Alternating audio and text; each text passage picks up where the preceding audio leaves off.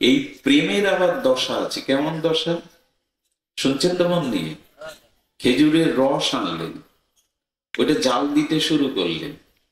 খেজুরের রস জাল দিতে দিতে তার হেয় পদার্থ, ময়লা পদার্থটা উপরে উঠলো। ওটা শিউলি বা যিনি গুড় তৈরি করবেন তিনি ওটা কেটে কেটে হেয় পদার্থ বাদ দিলেন। যে খাঁটি রসটা থাকলে ওটা জমতে শুরু করলো, গাঢ় হতে শুরু করলো, হতে গিয়ে ওটা দানা হয়ে গুড় হলো।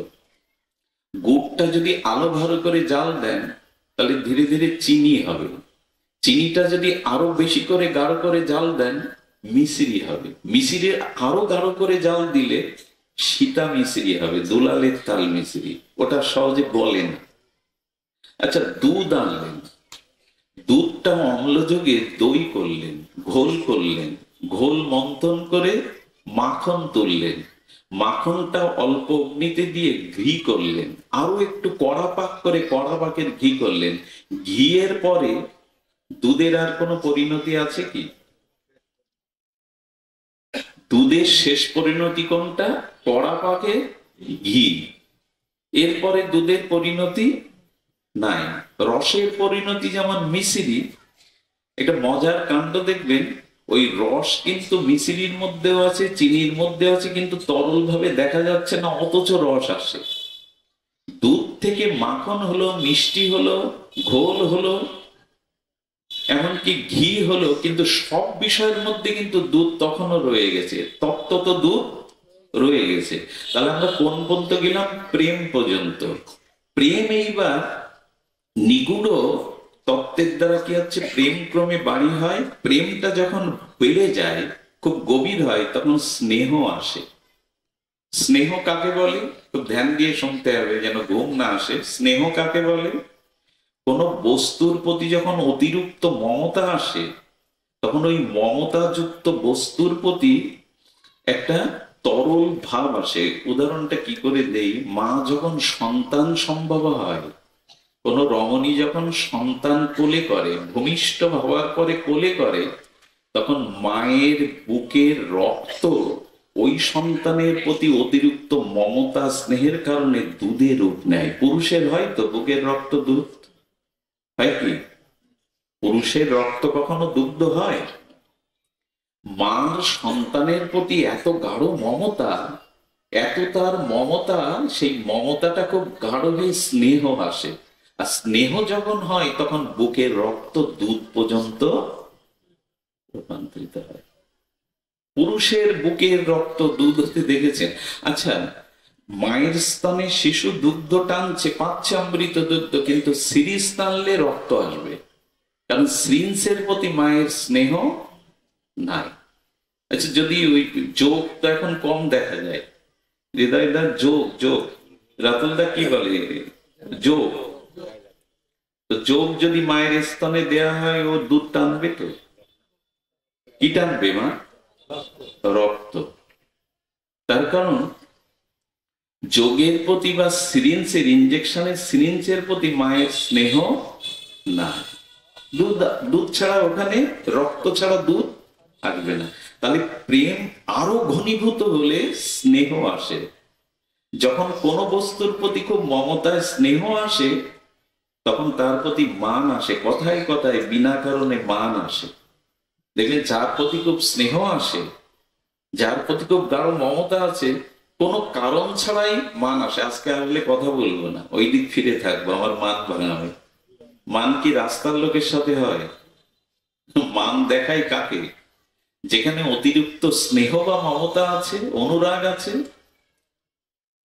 তারপরে মান যখন খুব ঘনীভূত হয় তখন আসে প্রণয়। কি বললাম শব্দটা? প্রণয়। প্রণয় মানে কিন্তু আমাদের জগতে নারী পুরুষের এই কামনাযুক্ত ভালোবাসার নাম প্রণয় নয়। প্রণয় যখন আসে, প্রণয়টা কি হয়? প্রণয়টা দুই বস্তু দ্বিতীয় তত্ত্বে না থেকে একভাবে মিশে যায়, তখন দুটো মন। প্রণয়তে কি হয়? দুটো মন আর আলাদা থাকে না। এটা গানে শোনা যায়, দুটি মন আজ নেই দুজনার, অত সোজা না। দুটি মন আজ নেই দুজনার সুর করে গেয়ে ভালো লাগে, অত সোজা না। এটা পৃথিবীতে মাত্র দুটো চরিত্রে আমার পড়া আছে, দুটো মন এক হয় প্রেমে, এক লাইলি মজনুতে। এই ইতিহাসটা মিথ্যা না। লাইলিকে মজনুকে মারা হচ্ছে, ওদিকে লাইলির গায়ে বেত্রাঘাতে সন্তান বারান্দা থেকে পড়ে যাচ্ছে, 10 হাত দূর থেকে মা দেখতে পাচ্ছে আমার খোকা পড়ে যাচ্ছে। খোকা পড়ার যে ব্যথা লাগে, মার বুকের থেকে বেশি ব্যথা লাগে।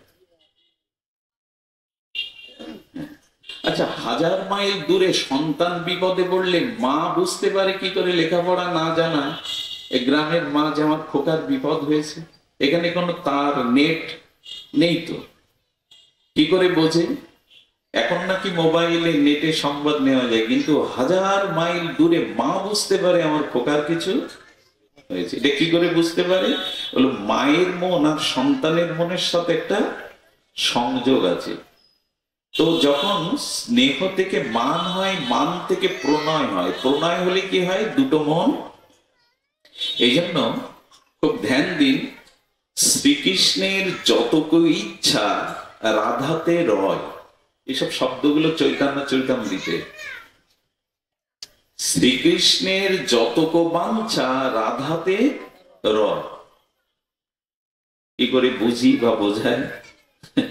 শ্রীকৃষ্ণের মনে যা যা ইচ্ছা জাগে, ওইটি জাগার সাথে সাথে আগে রাধারানীর মনে ওটা জেগে যায়। এই জন্য রাধারানীকে বলে দিতে হয় না গোবিন্দের এখন কি প্রয়োজন। আমরা সেবককে ডেকে বলি, 1 গ্লাস জল আন, অরুণদা একটু মালা আনুন।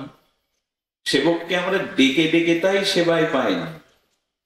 আর রাধারানী বলছেন, গোবিন্দের মনে যা যা ইচ্ছা আসবে তার 1-2 সেকেন্ড আগে রাধারানী জেনে যাবে। কেন জেনে যাবে? বলো, রাধারানী এবং কৃষ্ণের মনটা প্রণয়ভূত হয়ে এক হয়ে গেছে। ওখানে দেহ দুটো, আত্মা বা মন। আচ্ছা, এরকম হয় মা? দেহ দুটো, আত্মা এক। এই বাচ্চাগুলিকে সরিয়ে দিন, বাচ্চাগুলিকে সরিয়ে দিন। আমি যা শুরু করেছি তা একটু নীরবতা থাকবে। আচ্ছা, কি বললাম? দেহ দুটো, মন বা আত্মা একটা। এটা হয় কি? এটা হয়। একটা ছোট্ট দৃষ্টান্ত দিলে বুঝতে পারবেন। যমজ সন্তান হয় দেখেছেন অনেকে? দম্পতি কি হয়, একজনের জ্বর হলে আরেকজনের হয়। একই নারীতে ছিল তো। যদি যমজ সন্তানের একজনের শরীর খারাপ হলে আরেকজনের, কোন হিন্দি ছবিতে দেখেছিলাম আমি, হিন্দি ছবিতে কি দেখেছিলাম, কি দেখেছিলাম, ওই একজনকে মারে আর একজন ব্যথা